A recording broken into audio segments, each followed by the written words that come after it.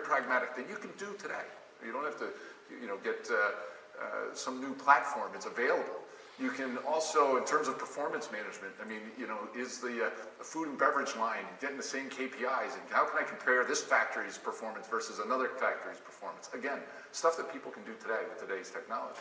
And when you talk about new opportunities, now if I take some of those things, and that helps get me, a lot of this has to be IP enabled in order to do some of it. It's very interesting to see the intersection of IT and OT.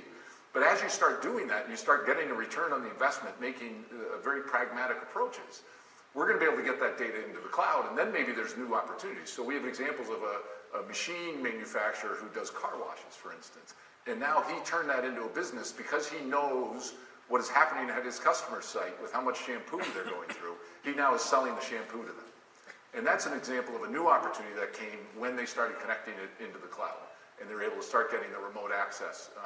And so every time we're talking about it, you have to be careful. I think you can generalize into cost, performance, and new opportunities. But for each individual, you really have to know the patient, right? To steal Stuart, and because I'm going to steal that, I think, from now on, Stuart. Thank you. But you have to know your patient, know what your patient's needs are, and make sure you're addressing what his, I forget what he said, but the realm of treatment that he needs. And if you're not super clear on that, most of these projects end up failing. Excellent. Yeah, and you hit on another interesting point that I run into all the time. A lot of people don't start their IoT journey because they don't have that integrated technology or embedded technology. And it really is about the data and the insights that's coming out of that data. So while the ultimate goal is to have that connectivity, there's a lot of data out there.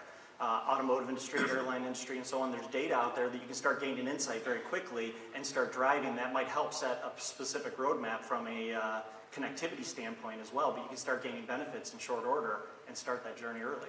Yeah, I agree. There's a ton of data. It's like, I think you're right about when we talk about the value of things that are already existing. There is no new sensors needed. There is no new networks needed. In some cases, there's a lot of value to be driven from existing data and sensors.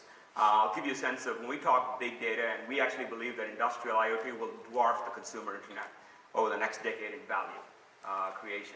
I'll just give you an example of data. Like a modern power plant could generate up to 2 terabytes of data a day. That's more data than most of us will put on all social media in an entire year.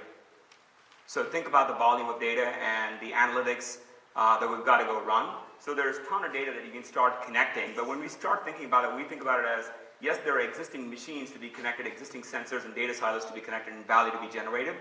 But very soon you get to settings and environment. You talked about patient or getting to know your environment. Every industry, you have a setting that's different. It's not really about it's almost like a bad name. IoT is not about the T. It's really about the setting that the thing sits in, right? A connected thermostat is cool, but a connected home is much, much cooler, right?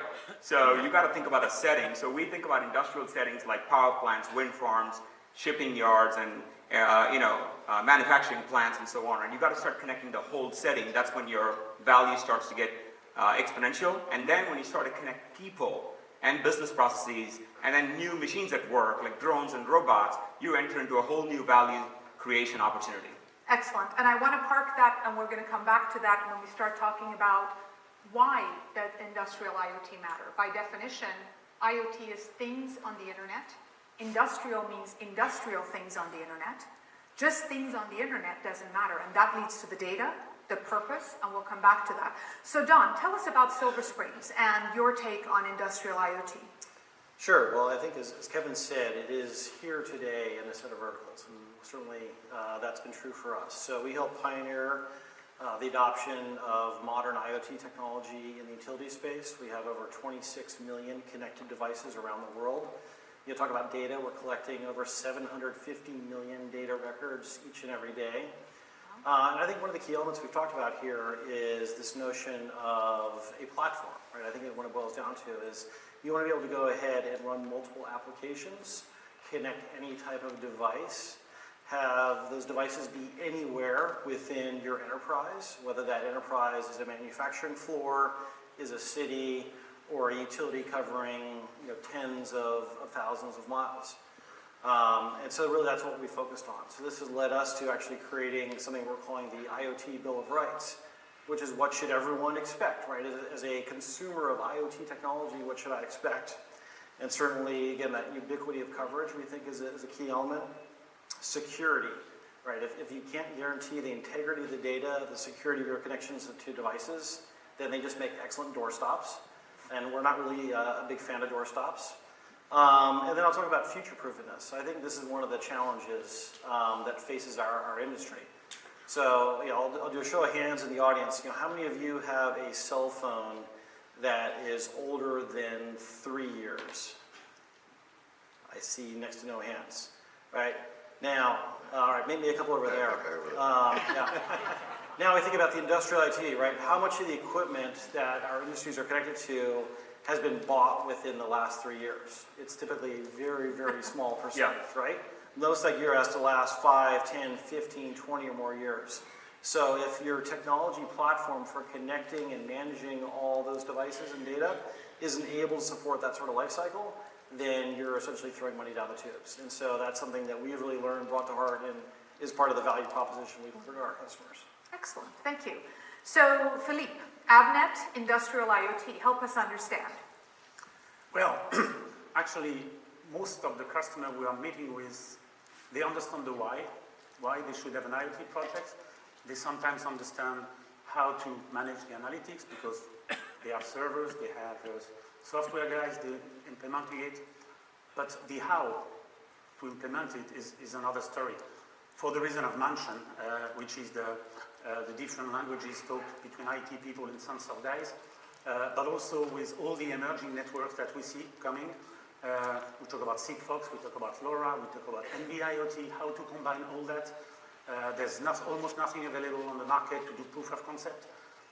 So what we're trying to achieve and what we are introducing here in the US today is platform enabling customer to do proof of concept. We call it visible things.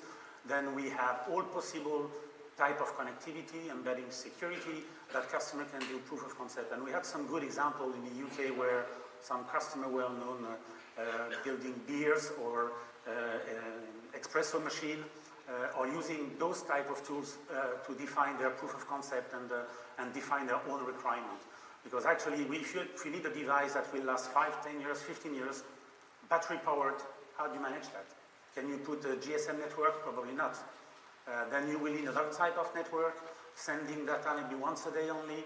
So all that needs to be triggered. And see, not only the way you analyze the data, but how do you send the data and what will be the cost of sending the data? That's really something which has a huge part of the cost of an IoT project. So that's really where, in Avnet, we have IoT architect working on that overall. That's great, and I'd say, I think you bring up a great point, which is not all devices are created equal, right? You've got a set of low-cost sensors that may be battery power that you can only touch a couple times a day, and you may have, go over to the GE world, airplanes that have just huge volumes of information you're trying to download from those engines. And so there isn't probably a one-size-fits-all, but to the extent possible, right, you want to choose a platform that allows you to go ahead and connect all these disparate types of devices and make sense of all that. And that's why we believe in a whole new architecture for this. It's not a cloud-only architecture. We call it edge to cloud.